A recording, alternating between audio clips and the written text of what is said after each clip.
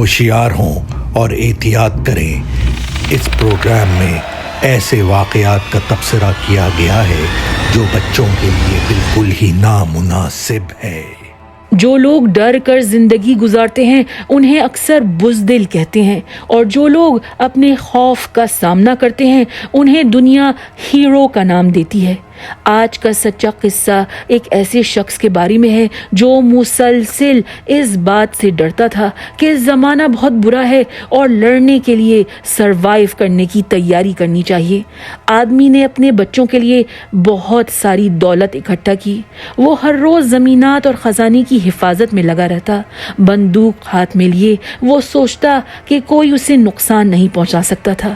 اور پھر ایک رات کسی نے دروازے پر دستک دی۔ گھر کی دہلیز پر دشمن کھڑے تھے، وہ اجنبی نہیں تھے، تو آدمی نے انہیں اندر بلا لیا۔ آدمی کو ہر وقت برے کی امید تھی، اس کے ساتھ بہت ہی برا ہوا۔ آئیے سنتے ہیں کھے مورٹنسن کی کہانی۔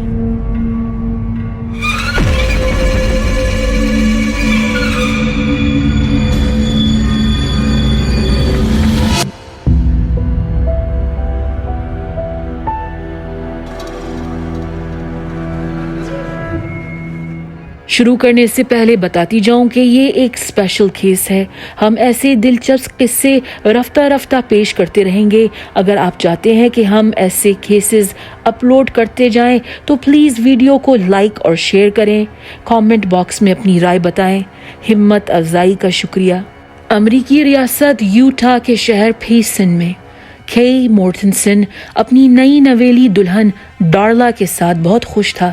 دونوں کی پہلی 2 ناکام شادیاں ہو چکی تھیں۔ کھے کی پہلی شادی سے 3 جوان بچے تھے۔ ڈارلا کی بھی پہلی شادی سے 1 بیٹا اور بیٹی تھی، لیکن اب ان کی نئی زندگی کا آغاز ہوا تھا۔ کھے 70 سال کی عمر کو پہنچ گیا تھا۔ وہ 37 سال یونیورسٹی آف یوٹا میں میکینیکل انجینئرنگ کا پروفیسر رہا تھا اور حال میں اس نے ریٹائرمنٹ لے لی تھی۔ کھے شروع سے پیسے خرچ کرنے والوں میں سے نہیں تھا۔ اس نے اپنی کمائی کا کچھ حصہ انویسٹمنٹس میں لگا دیا تھا، خاص طور پر سونے میں۔ گولڈ بلینز کی قیمت جب مناسب تھی اس نے خوب خرید کر رکھ لی تھی۔ اس کے سارے انویسٹمنٹس فائدہ مند ہوئے تھے۔ سب جانتے تھے کہ کھے ملٹی ملینئر بن گیا تھا۔ دوستوں، کھے مورٹنسن کی جو بھی تصویریں ہمیں ملی ہیں ان سب میں وہ مسکرا رہا ہے۔ دیکھنے میں جولی خوش مزاج آدمی لگتا ہے، پر اس کے جاننے والوں کا کہنا ہے کہ کھے کھری باتوں سے کتراتا نہیں تھا۔ بات کتنی بھی کڑوی ہو وہ اپنی رائے ضرور بتاتا تھا، بھلے کسی کے جذبات کو ٹھیس پہنچے یا کوئی ناراض ہو جائے۔ کھے کی ایک اور خاص بات تھی، اسے بندوقیں جمع کرنے کا شوق تھا۔ پرانی مہنگی بندوقیں، فرسٹ ورلڈ وار میں کسی جنرل کی پسٹول، تو 18ویں صدی کی اینٹیک رائفل۔ کھے کو لگتا تھا کہ عنقریب ایک ایسا دور آنے والا تھا جب تباہی پھیل جائے گی، ہر جگہ گورنمنٹ کا نظام ٹوٹ جائے گا، لوٹ مار لگ جائے گی، قتل عام اور زلزلے آ جائیں گے، جنگیں شروع ہو جائیں گی، کیا پتہ نیوکلیئر بام گر جائے گا۔ اپوکلپس کی تیاری میں اس نے کراٹے میں بلیک بیلٹ حاصل کر لی تھی اور اپنی زمین پر ایک مضبوط انڈر گراؤنڈ بنکر کھدوایا تھا۔ اگر کسی خطرے کا ڈر ہوا تو وہ اپنی فیملی کو وہاں محفوظ رکھ سکے گا۔ بنکر میں حفاظتی گنز اور گولیاں تھیں، پینے کے لیے صاف پانی، کھانے کے لیے بہت کچھ، نرم بستر اور کلاسک لٹریچر کی کتابیں۔ وہ فخر سے کہتا تھا، میں ہر آفت کے لیے تیار ہوں۔ کھے کی سوچ اور اس کے چڑچڑے پن سے ہر کوئی واقف تھا۔ اس کی چھوٹی بہن فرن کھیکا نے ایک دن کھے سے پوچھا تھا، فرض کرو کہ سب کچھ تباہ ہو جاتا ہے اور میں تمہارے گھر کھانے کے لیے، پینے کے لیے یا پناہ کے لیے آتی ہوں تو تم کیا کرو گے؟ کھے نے آدھا مذاق میں کہا، I'll shoot you right then and there. میں وہیں کا وہیں تمہیں شوٹ کر دوں گا۔ ڈارلا سے شادی کو 3 سال ہو چکے تھے۔ نرم مزاج بیوی نے کھے کی زندگی میں اچھی تبدیلی لائی۔ دونوں سیر کے لیے نکلتے تھے، ویکیشنز پر جاتے تھے، چرچ کے کاموں میں حصہ لیتے تھے اور اپنے بچوں اور بچوں کے بچوں کے ساتھ وقت گزارتے تھے۔ کھے نے اپنے تینوں بچوں کے نام ٹرسٹ فنڈ کھول رکھا تھا۔ اس کے مرنے کے بعد اس کی ساری ملکیت کا برابر برابر کا حصہ سارے بچوں میں تقسیم ہونے والا تھا۔ کے کا بڑا بیٹا راجر اور اس کی بیوی پیملا عرف پیم قریب میں رہتے تھے، صرف 1 میل دور ان کا گھر تھا۔ راجر اکثر اپنے باپ کے ساتھ شکار پر یا فشنگ پر جاتا تھا۔ راجر کا چند سال پہلے ایک بہت برا موٹر سائیکل ایکسیڈنٹ ہوا تھا، اس کی برین سرجری ہوئی تھی، وہ نوکری کرنے کے قابل نہیں تھا، ڈسیبلٹی انکم اور بیوی کی کمائی پر ان کا گزارا ہوتا تھا۔ راجر باپ کو اپنا بیسٹ فرینڈ مانتا تھا، لیکن یہ دوستی آسان نہیں تھی کہ بات بات پر ڈانٹ ڈپٹ کرنے کا عادی تھا، پر راجر باپ کی تلخ باتوں کا برا نہیں مانتا تھا، سن کر خاموش ہو جاتا اور تھوڑی دیر بعد ان کے بیچ سب کچھ نارمل ہو جاتا۔ 16 نومبر 2009 ڈارلا کے بیٹے اور بہو کے یہاں بچی پیدا ہوئی اور ڈارلا ان کی مدد کرنے گئی۔ کھے گھر پر اکیلا تھا، کچھ دنوں سے انٹرنیٹ کنیکشن خراب تھا تو کھے نے انٹرنیٹ کمپنی سے رابطہ کیا اور ٹیکنیشین بلوا لیا۔ تقریباً 4 بجے گھر کی گھنٹی بجی تو کھے نے سوچا شاید انٹرنیٹ ٹیکنیشین آج آ گیا ہو۔ اس نے بے دھڑک دروازہ کھول دیا۔ وہ انٹرنیٹ ٹیکنیشین تو نہیں تھا، پر 2 افراد تھے جنہیں دیکھ کر کھے بالکل بھی پریشان نہیں ہوا، کیونکہ وہ انہیں اچھی طرح جانتا تھا۔ یہ کھے کی سب سے بڑی غلطی تھی۔ رات کے 8 بجے ڈارلا کو پڑوسی فون کر کے بتاتے ہیں کہ اس کے گھر کے سامنے بے شمار پولیس کی گاڑیاں کھڑی ہیں۔ ڈارلا کا دل گھبرایا۔ کھے اکثر کہتا تھا کہ وہ جو بھی اس کی زمینات پر زبردستی گھس جائے گا اسے گولی مار دے گا۔ کہیں کھے نے کسی کو جان سے مار تو نہیں دیا؟ ڈارلا نے فوراً اپنی ایک جاننے والی کرس اینڈرس کو فون کیا اور کہا کہ اس سے ایک پریشان کن خبر ملی ہے، وہ اکیلے گھر نہیں جانا چاہتی۔ ڈارلا کرس کے ساتھ گھر پہنچتی ہے تو اس سے ایک اور دھچکا ملتا ہے۔ کھے نے کسی پر گولی نہیں چلائی تھی، وہ خود بھیانک حملے کا وکٹم تھا۔ ڈارلا یہ خبر سنتے ہی صدمے سے لڑکھڑا کر گر جاتی ہے۔ پتہ چلا کہ 7:45 پر پیملا مورٹنسن نے 911 ڈائل کیا تھا اور آپریٹر سے کہا تھا مجھے اور میرے شوہر کو 2 ڈاکوؤں نے پکڑا ہوا تھا، ابھی ہم آزاد ہوئے ہیں، ہم دونوں میرے سسر کھے مورٹنسن کے گھر پر ہیں۔ کھے کو ڈاکوؤں نے دوسری منزل پر باندھ رکھا ہے۔ آپریٹر نے پوچھا وہ کون تھے؟ پیم نے کہا مجھے پتہ نہیں۔ آپریٹر نے پوچھا کتنے آدمی تھے؟ پیم نے کہا شاید 3 کالے آدمی تھے۔ How many were there? How many guys were there? There could have been 3. Black, Hispanic? 2 white. 3 white males. Okay, but how? 2 white males. 2 white males? پھر پیم کے شوہر راجر نے فون لے لیا اور اس نے کہا کہ اس کا باپ کھے مر چکا تھا۔ پوچھنے پر راجر نے بتایا کہ ڈاکو 3 نہیں 2 تھے اور وہ کالے نہیں گورے تھے۔ منٹوں میں پولیس کارز، ایمبولینس اور فائر ٹرکس کھے مورٹنسن کے گھر کے سامنے موجود تھے۔ پورے محلے کو گھیرے میں لے لیا گیا اور یوٹا کاؤنٹی شیرف آفس کے سارجنٹ ایرک نٹسن کو یہ کیس سپرد کیا گیا۔ افسران گھر میں داخل ہوئے۔ دوسری منزل کے باتھ روم میں کھے مورٹنسن کی لاش ملی۔ اس کے گھٹنے فرش پر ٹیکے ہوئے تھے، سر باتھ ٹب میں جھکا ہوا تھا، اس کے ہاتھ اور پاؤں زپ ٹائی سے بندھے ہوئے تھے۔ کھے کا گلا کاٹا گیا تھا، چاقو باتھ ٹب میں پڑا تھا۔ آپ پوچھتے ہیں کہ پیم اور راجر کا کیا حال تھا؟ ان کے اوپر ایک بھی خراش نہیں تھی۔ پیم اور راجر سے الگ الگ پوچھ گچھ کی گئی۔ انہوں نے اپنی کہانی بیان کی اور کیا غضب تھی وہ کہانی، نہایت ناقابل یقین۔ پیم نے بتایا کہ نوکری پر کسی کلیگ نے اسے پیکن پائی تحفے میں دی تھی۔ پیم اور راجر جانتے تھے کہ کھے پیکن پائی کا شوقین تھا۔ انہوں نے سوچا کہ کھے کو پائی دے کر آتے ہیں، وہ خوش ہو جائے گا۔ پیم اور راجر جب کھے کے گھر پہنچے تو انہیں ڈرائیو وے میں ایک نامعلوم گاڑی کھڑی ہوئی نظر آئی۔ دل میں خیال آیا شاید کھے نے گھر کی مرمت کے لیے کسی مزدور کو بلا لیا ہے۔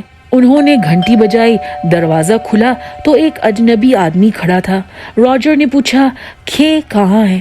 آدمی نے کہا وہ اوپر ہے، اندر آ جائیں۔ पैम और रॉजर घर में दाखिल हुए। चंद कदम बढ़े ही थे कि आदमी ने उन्हें अपनी पिस्तौल दिखाकर खामोश करवाया। एक और आदमी ऊपर की मंजिल से नीचे आया। उसके हाथ में जिप टाइज थे। पहले आदमी ने कहा, "You're at the wrong place at the wrong time." तुम लोग गलत वक्त पर गलत जगह आ गए हो। रॉजर ने डाकुओं से कहा, "हम पीकन पाई लेकर वापस चले जाते हैं, हमें छोड़ दो।" डाकुओं ने उनकी नहीं सुनी। पैम और रॉजर को लिविंग रूम में ले गए। वहां उन्हें घुटने टेकने का कहा और उनके हाथ और पांव जिप टाइज से बांध दिए और कहा, "सॉरी, तुम दोनों ने हमारे चेहरे देख लिए हैं, तुम दोनों को कत्ल करना होगा।" डाकू थोड़ी देर के लिए कमरे से बाहर चले गए। पैम की नज़र दीवार पर टंगी हुई जीसस की तस्वीर पर पड़ी तो वो धीमी आवाज में दुआ करने लगी। रॉजर ने उसकी तरफ देखा तो वो ऊंची आवाज में दुआ करने लगा। इतने में डाकू वापस आ गए। रॉजर चुप हो गया तो एक डाकू ने इशारा किया और कहा, "कोई बात नहीं, पढ़ते जाओ, दुआ करते जाओ।" रॉजर ने दुआ जारी रखी और दोनों डाकू अदब से सर झुकाए सुनते गए। इसके बाद एक डाकू ने कहा, "हमने इरादा बदल लिया है, हम तुम्हें मारेंगे नहीं, बस तुम्हें कहना होगा कि 2 नहीं 3 डाकू थे, गोरे नहीं वो काले थे।" इसीलिए पैम ने डर के मारे 911 ऑपरेटर से झूठ बोला था और कहा था कि डाकू 3 काले थे। पैम ने डिटेक्टिव्स को बताया कि डाकुओं ने रॉजर का ड्राइवर लाइसेंस छीन लिया था और कहा था, "अगर पुलिस को हमारी असलियत बताई, ड्राइविंग लाइसेंस पर तुम्हारा एड्रेस मौजूद है, हम तुम्हें जिंदा नहीं छोड़ेंगे।" डिटेक्टिव्स ने पैम और रॉजर से पूछा, डाकू कैसे लगते थे। उन्होंने बताया कि डाकू जवान थे, एवरेज हाइट और एवरेज वजन के थे, डार्क ब्राउन आंखें, डार्क ब्राउन बाल, एवरेज सी शक्ल थी उनकी। उन्होंने ऐसा हुलिया बयान किया जो हजारों नौजवानों से मैच हो सकता था। अफसरान ने उनकी दास्तान सुनी और उन्हें इस अजीब व गरीब कहानी पर बिल्कुल भी यकीन नहीं आया। डाकू खे को कत्ल करने में तो पीछे नहीं हटे थे, पर उन्होंने 2 गवाह जिंदा कैसे छोड़ दिए। रॉजर ने बताया कि जैसे ही डाकू चले गए थे, पैम ने अपने हाथों की जिप टाइज निकाल ली थी और रॉजर को भी आज़ाद कर लिया था। फिर पैम ने पुलिस से राब्ता किया और रॉजर अपने बाप की खैरियत पूछने ऊपर भागा, लेकिन खे मर चुका था। रॉजर ने एक डिटेक्टिव से कहा, "मेरा शक माइक खिप पर है, जो खे का स्टूडेंट रह चुका था। माइक को पैसों की ज़रूरत थी तो खे ने माइक की बंदूकें $25,000 में ख़रीद ली थी और अपने बंकर में स्टोर कर ली थी। डिटेक्टिव्स ने बंकर की तलाशी ली तो सारी बंदूकें गायब थीं। क्या ये मुमकिन था कि माइक अपनी बंदूकें चोरी करने आया था? माइक खिप को इंटरोगेट किया गया। उसने कहा, "मेरी खे से कोई दुश्मनी नहीं थी, मैं तो उसका एहसान मंद था। उसने मेरी मदद करने के लिए मेरी बंदूकें अच्छी कीमत में खरीद ली थी। क्योंकि माइक खिप के पास सॉलिड एलिबाई था, उसे सस्पेक्ट लिस्ट से हटा दिया गया। फिर एक औरत ने पुलिस स्टेशन फोन किया और बेकर बॉयज पर इशारा किया। बेकर फैमिली के 3 बेटे इलाके में गुंडागर्दी के लिए मशहूर थे। तीनों भाइयों से पूछगछ की गई, उनके पास भी सॉलिड एलिबाई था। इसके बाद एक और औरत ने थाने जाकर अपने शौहर का नाम लिया। उसने कहा कि रात में उसके शौहर ने घर से कुछ सामान उठा लिया था। हाथ में चाकू लिए वो बंदूकों की तलाश में निकला था। मजीद तहकीकात करने पर पता चला कि उस आदमी की बीवी के साथ अलैदगी का मामला चल रहा था। बीवी उसे जानबूझकर बहाने से फंसाना चाहती थी, बदला ले रही थी। 21 नवंबर 2009 खे मोर्टनसन का फ्यूनरल तय पाया। पुरसे के लिए जानने वाले सब जमा हुए, पर चंद लोगों ने मौके का फायदा उठाया। रॉजर और पैम से तरह तरह के सवालात किए। आखिर उस रात क्या हुआ था? खे कैसे मरा था? कितने पैसे चोरी हुए? क्राइम सीन पर कितना खून था? कोई सस्पेक्ट मिल गया है? रॉजर की बहन जूली ने उससे साफ साफ पूछ लिया, "सच बता दो, असल में क्या हुआ था?" रॉजर और पैम को पुलिस ने मुंह बंद रखने की ताकीद की थी तो वो चुप रहे, जिसकी वजह से लोगों की नज़रों में वो और भी मशकूक बन गए। इन्वेस्टिगेशन कई महीनों तक जारी रही और ये बात वाज़े हो गई कि खे से नफरत करने वालों की तादाद अच्छी खासी थी।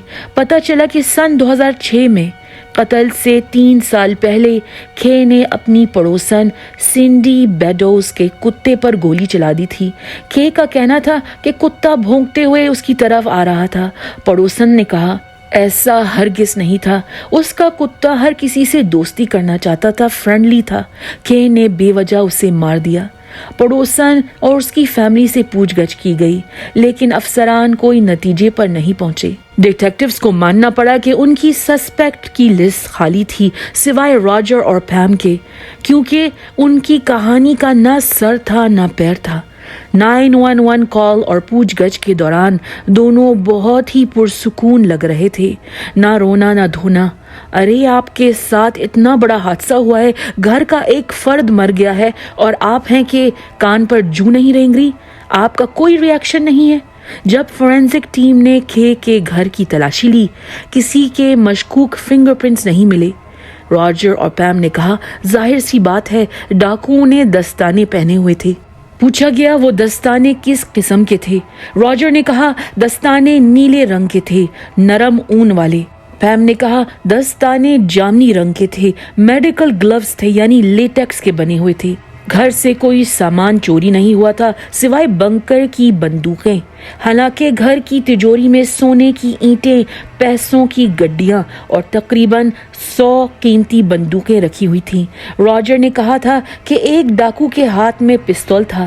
اگر یہ بات سچ تھی تو قاتلوں نے کھے کو گولی سے کیوں نہیں مارا تھا؟ کھے اور ڈارلا کے گھر کی کچن سے چاقو کیوں استعمال کیا؟ اور پھر $1 ملین کی وراثت کی بھی تو بات تھی۔ کھے کے مرنے پر اس کی ساری ملکیت اس کے بچوں کو ملنے والی تھی۔ کیا پتا راجر کو جائیداد ابھی کے ابھی چاہیے تھی۔ راجر اور پیم کے گھر سے بہت سارے مورگیج بل برآمد ہوئے، صاف لگ رہا تھا کہ وہ قرضے میں تھے۔ سارجنٹ نٹسن نے راجر اور پیم پر دباؤ ڈالا، کہا یہ کہانی بکواس ہے، تم لوگوں کی ایجاد کی ہوئی ہے۔ جس کے جواب میں راجر نے پوچھا کیوں؟ ہماری کہانی بناوٹی لگ رہی ہے، ریہرسڈ، رٹی ہوئی لگ رہی ہے۔ ڈیٹیکٹیوز کو یہ سن کر بہت تعجب ہوا۔ اکثر بے قصور لوگ لڑتے ہیں، جھگڑتے ہیں، کہتے ہیں نہیں میں نے یہ نہیں کیا، آپ کیا بات کر رہے ہیں، میں نے یہ قتل نہیں کیا۔ اس کے بعد راجر اور پیم کو لائی ڈیٹیکٹر ٹیسٹ دیا گیا۔ راجر نے بری طرح سے ٹیسٹ فیل کر دیا اور پیم ٹیسٹ کے دوران اتنا ہلی جھلی، اتنی بے چین تھی کہ ٹیسٹ کا رزلٹ صحیح سے ریکارڈ نہیں کیا گیا۔ شروع میں تو کھے کی بیوہ ڈارلا راجر اور پیم کی طرفداری کر رہی تھی، لیکن جب ڈارلا نے ان دونوں کی پوچھ گچھ کی ویڈیو دیکھی اور پھر لائی ڈیٹیکٹر ٹیسٹ کے بارے میں اسے بتایا گیا تو ڈارلا کا دل شک سے بھر گیا۔ اب تو ڈارلا اور کھے کے رشتہ دار راجر اور پیم کو حقارت سے دیکھنے لگے تھے۔ انہی دنوں میں ایک اور واقعہ پیش آیا۔ سالٹ لیک سٹی میں ڈرگز کے الزام میں ایک عورت گرفتار کی گئی۔ اس کا نام کیمی بیلز تھا۔ کیمی نے افسران کو بتایا کہ اس نے ایک عجیب خواب دیکھا تھا۔ کیمی نے کہا میں نے خواب میں دیکھا کہ میں ایک باتھ روم کے باہر کھڑی ہوں، ساتھ میں ایک عورت چیخ چیخ کر رو رہی ہے۔ باتھ روم میں 3 مرد ہیں، 2 مرد ایک آدمی کو جکڑے ہوئے ہیں اور کچھ برا ہونے والا ہے۔ ڈیٹیکٹیوز نے کیمی کو فوٹو لائن اپ دکھائی، اس کے سامنے کئی تصویریں رکھیں اور کہا ان میں سے کسی کو پہچانتی ہو؟ کیمی نے سر جھکایا، آنکھیں بند کی، ایک تصویر پر ہاتھ رکھ دیا اور کہا یہ آدمی۔ تصویر راجر مورٹنسن کی تھی۔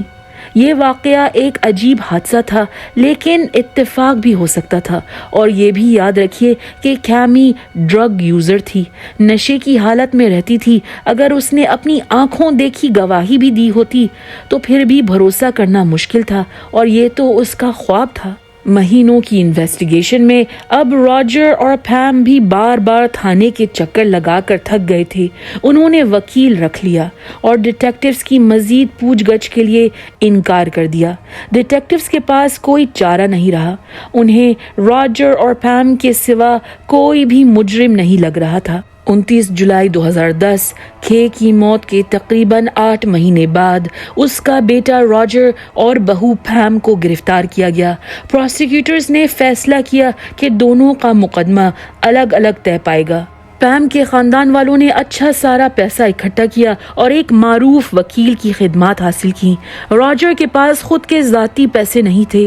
خاندان کی دوست کرس اینڈرز راجر کی بہن جولی کے پاس گئی اور کہا، راجر کو پیسوں کی سخت ضرورت ہے، ایک اچھا دفاعی وکیل لینا ہے، ٹرسٹ فنڈ میں ملینز پڑے ہیں، اپنے بھائی کی مدد کر دو۔